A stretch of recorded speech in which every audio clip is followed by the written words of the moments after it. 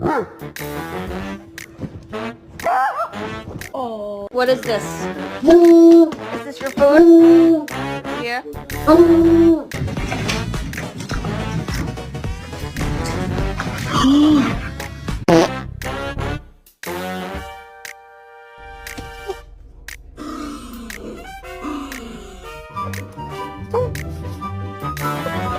This is my new carpet. Come on, man. If you don't do your bucking vocab and we lose a vocab bowl, Oh.